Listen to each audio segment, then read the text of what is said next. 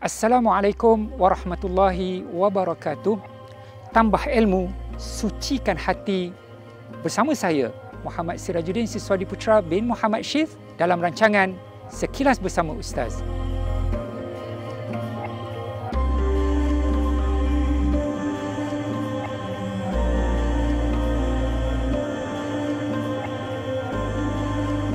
Assalamualaikum warahmatullahi wabarakatuh.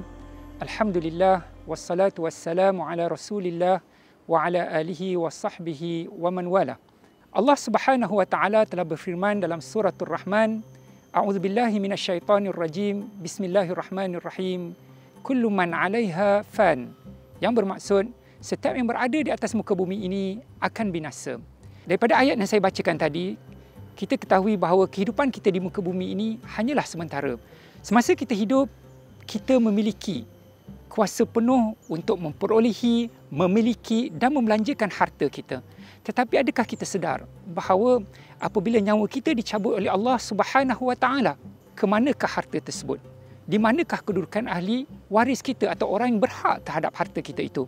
Jadi sidang penonton yang dirahmati Allah sekalian, ya, kalau kita perhalusi apa yang baginda Rasulullah sallallahu alaihi wasallam nyatakan, ya, di dalam sabda baginda, mahakkum ri'in muslim lahu syai'un yusi fihi yabitu lailataini illa wa wasiyatuhu maktubatun indahu. Di mana baginda Rasulullah menyatakan bahawa apabila kita ada sesuatu yang hendak kita wasiatkan, ya, maka tidak sewajarnya, ya, kita tidur lebih 2 malam melainkan wasiat itu telah tertulis di sisi kita. Jadi kita dapat lihat di sini betapa pentingnya pengurusan harta peninggalan, ya, supaya ianya bukan sahaja memberi manfaat kepada diri kita tetapi juga kepada orang selepas kita. Jadi sidang penonton yang dirahmati Allah sekalian, ya, saya menasihati kita semua, ya, agar kita mengambil peduli tentang pengurusan harta kita, ya, semasa kita hidup dan selepas kematian kita, ya, supaya ianya terus dapat dimanfaatkan. Ya, kita harus mempunyai satu hala tuju yang jelas, ya, tentang harta, ya, apakah supaya harta itu dapat dimanfaatkan semasa kita hidup dan juga dapat dimanfaatkan selepas kematian kita, kemaslahatan kepada diri kita dan juga ahli waris yang kita tinggalkan.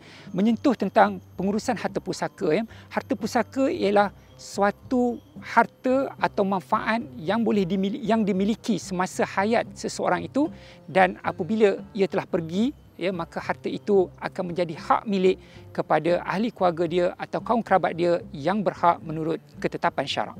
Atas dasar itu, sewajarnya kita melihat, ya, apa yang kita harus lakukan semasa hayat kita, ya, terhadap harta tersebut. Mungkin ada sebagian harta, ya, yang boleh kita hibahkan, kita hadiahkan kepada mereka yang kita rasa berhak untuk mendapat hadiah tersebut. Atau mungkin ada harta yang kita lihat lebih daripada keperluan kita dan juga generasi kita akan datang yang boleh kita wakafkan, ya, supaya manfaatnya berterusan kepada kita setelah kita tiada. Atau mungkin ada di dalam harta kita itu yang kita rasa wajar untuk diwasiatkan kepada individu-individu tertentu. Dan akhir sekali, andai kata harta itu masih ada lebihan dan menjadi pusaka, apakah ahli waris kita mempunyai kelayakan, mempunyai pengetahuan untuk mengurus tadbir harta tersebut sehingga ianya sampai ke tahap pengagihan yang boleh dimanfaatkan oleh mereka.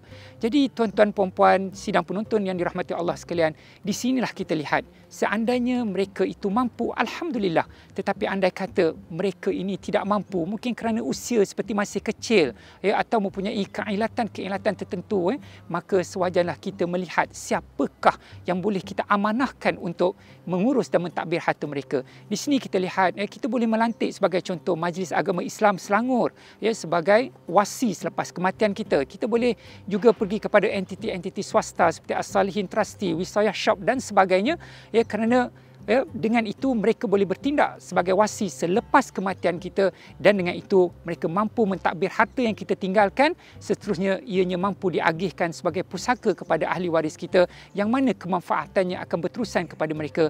Ingat bahawa kita meninggalkan ahli waris dalam keadaan cukup segala-galanya adalah lebih baik daripada kita meninggalkan mereka, ya, meminta-minta daripada orang lain. Itulah mafhum sabda Rasulullah sallallahu alaihi wasallam.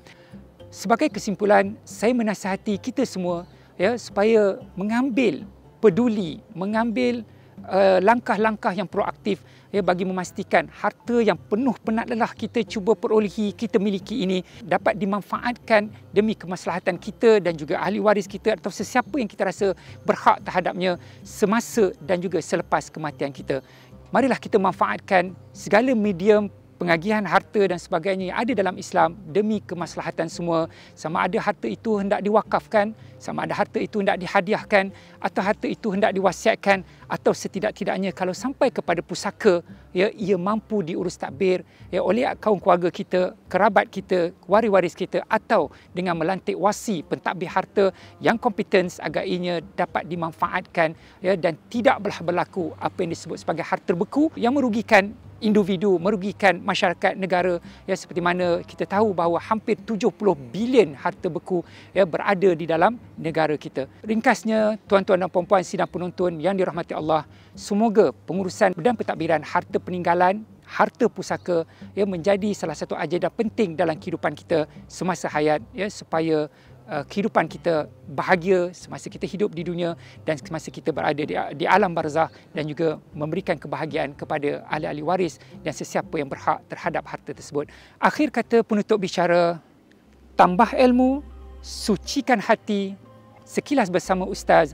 Assalamualaikum warahmatullahi wabarakatuh.